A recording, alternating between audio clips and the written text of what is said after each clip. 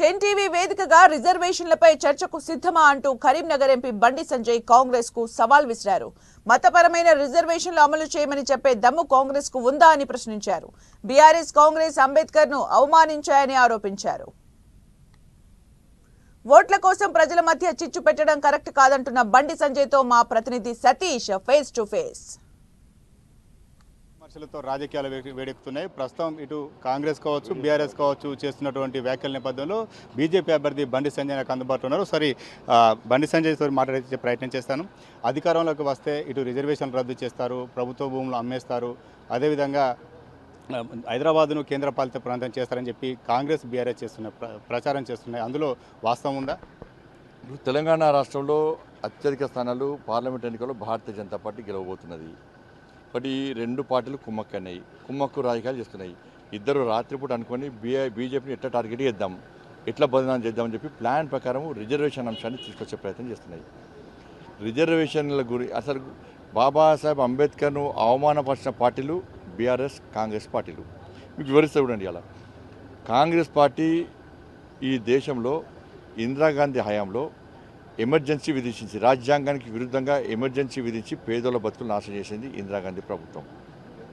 ఈ దేశంలో నెహ్రూ ఉన్నప్పుడు పార్లమెంట్లో ఆ బాబాసాహెబ్ అంబేద్కర్ గారు దళితుల సమస్యల మీద పేదోళ్ళ సమస్యలను ప్రశ్నించకుండా రాజీనామా చేసి బయటకు వచ్చి అంబేద్కర్ గారు మళ్ళీ పోటీ చేస్తే అంబేద్కర్ గారిని ఓడగొట్టిన పార్టీ కాంగ్రెస్ పార్టీ. ఎన్నికలు ఓడగొట్టిన పార్టీ కాంగ్రెస్ పార్టీ. అంబేద్కర్ గారు స్వర్గస్థులైన తర్వాత ఢిల్లీలో ఆ పార్థివోద్యమం ఉంటే దేశ రాజధాని కాబట్టి ఉంచకుండా ముంబైకి పంపించినటువంటి నీచ పార్టీ కాంగ్రెస్ పార్టీ. కానీ కాంగ్రెస్ పార్టీ ఏ కాంగ్రెస్ పార్టీకి సంబంధించిన ఏ ప్రధాని కూడా అంబేద్కర్ గారిని కొలవడం తలచలే. ఇక పార్లమెంట్లో అంబేద్కర్ చిత్రపటం లేకుండా వేసినటువంటి పార్టీ కాంగ్రెస్ పార్టీ. కాబట్టి ఇలా బీఆర్ఎస్ పార్టీ కేసీఆర్ అనే వ్యక్తి రాజ్యాంగాన్ని మార్చాలి అన్నాడు. కాంగ్రెస్ పార్టీ మాట్లాడే రోజు ఇద్దరు కూడా ఒకటి మేము మాట్లాడినాము. ఏ రోజు బాబాసాహెబ్ అంబేద్కర్ జయంతి వర్ధంతి కార్యక్రమానికి ఇప్పుడు రాలే కేసీఆర్. కాంగ్రెస్ పార్టీ ఏ రోజు ప్రశ్నించలే. ఇలా మేము ప్రశ్నించడం కానీ ఇవాళ నరేంద్ర మోడీ గారు భారతరత్న అంబేద్కర్ గారు ఇప్పించడంలో భారతీయ జనతా పార్టీ కీలక పాత్ర. అంబేద్కర్ గారి చిత్రపటాన్ని పార్లమెంట్లో పెట్టింది మేము. ఇలా అంబేద్కర్ గారి యొక్క 5 వాళ్ళు పుట్టిన ప్లేసు, స్వర్గస్థులైన ప్లేసు, దీక్ష ఇట్లా 5 హైదరాబాద్ కేంద్రపాలిత ప్రాంతం పూర్తి పంచతీర్థాలుగా తయారు చేసింది మేము. అంబేద్కర్ గారు పెట్టిన భిక్షలోనే ప్రధానమంత్రి అని చెప్పింది నరేంద్ర మోడీ గారు. రాజ్యాంగానికి అనుగుణంగా వివరించేది మేము. వాళ్ళ పరిస్థితి ఏంటి? ఇవాళ రిజర్వేషన్లను మేము పెంచుతాము. ఇలా కాంగ్రెస్ పార్టీ, బీఆర్ఎస్ పార్టీ స్పష్టం చేయాలి. రిజర్వేషన్లను మేము తీయము అని చెప్పి మేమందరం వచ్చి ప్రమాణం చేస్తాం. 7 గంటల ప్రమాణం చేస్తాం.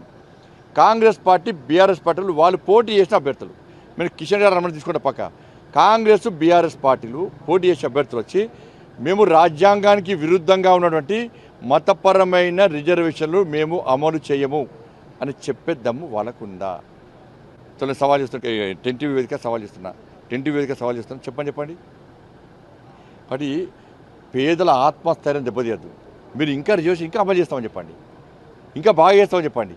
కానీ ఎన్నికల కోసం, ఓట్ల కోసం పేదల మధ్య చిచ్చు పెట్టే ప్రయత్నం చేయడం కరెక్ట్ కాదు. ఇలా 12 మంది ఎస్సీ ఎంపీలను మంత్రులు చేసిన ఘనత భారతీయ జనతా పార్టీ, 8 మంది ఎస్టీ ఎంపీలను మంత్రులు చేసిన ఘనత భారతీయ జనతా పార్టీ, 27 మంది బీసీ ఎంపీలను మంత్రులు చేసిన ఘనత భారతీయ జనతా పార్టీ, అగ్రవర్ణాల్లో పేదలు కూడా రిజర్వేషన్ ఘనత భారతీయ జనతా పార్టీ. అంటే వచ్చేది హంగు మనమే కింగు అని చెప్పి కేసీఆర్ చెప్తున్నారు. అంటే మీకున్న రాజకీయ పరిపక్వ నేపథ్యంలో అటువంటి హంగు వచ్చే అవకాశం ఉంటుంది? హ్యాంగోవర్లో మాట్లాడుతున్నాడు ఆయన.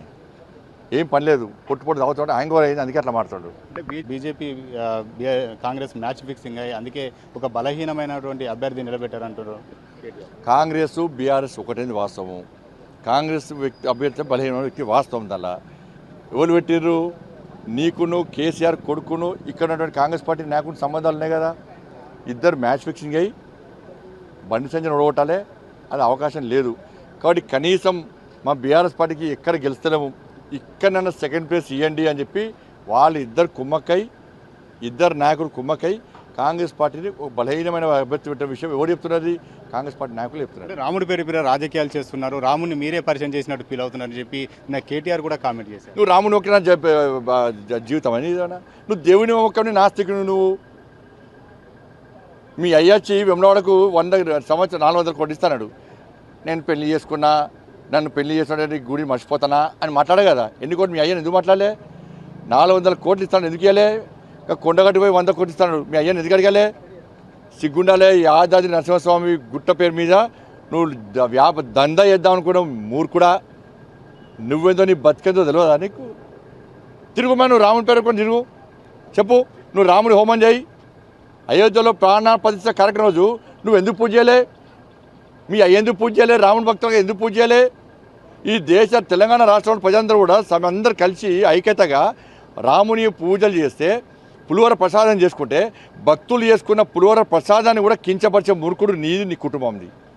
అందరు కలిసి అక్షింతలు తయారు చేసుకుంటే అక్షింతలను కూడా మూర్ఖత్వపు నీ అయ్యే చెప్పిండే. అలా 10 మంది కొంతమంది తుర్కోళ్ళు అందరూ కలిసి మీటింగ్ పెడితే ఆ మీటింగ్ పోయి హిందూ ధర్మాన్ని, రాముని ప్రసాదాన్ని, ప్రజలు తయారు చేసుకున్న ప్రసాదాన్ని హేళన చేస్తే ఇలా హిందూ సమాజం సిద్ధమైంది. బిడ్డ ఈ పార్లమెంట్ ఎన్నికల తర్వాత బిల్లా బిస్త జరుపుకొని కాలోజీ మాట గుర్తుంచుకోసారి. ఇది మొత్తానికైతే రిజర్వేషన్ల విషయంలో కాంగ్రెస్ అదేవిధంగా బీఆర్ఎస్ కావాలనే ప్రచారం చేస్తున్నారని చెప్తున్నారు. ఇటు కేటీఆర్ కావచ్చు, అదేవిధంగా మాజీ సీఎం కేసీఆర్ చేసిన వ్యాఖ్యలపైన కూడా బండి సంజయ్ ఘాటుగానే స్పందిస్తున్న పరిస్థితి. కెమెరా పర్సన్ సుధీర్తో సతీష్, 10 టీవీ, కరీంనగర్.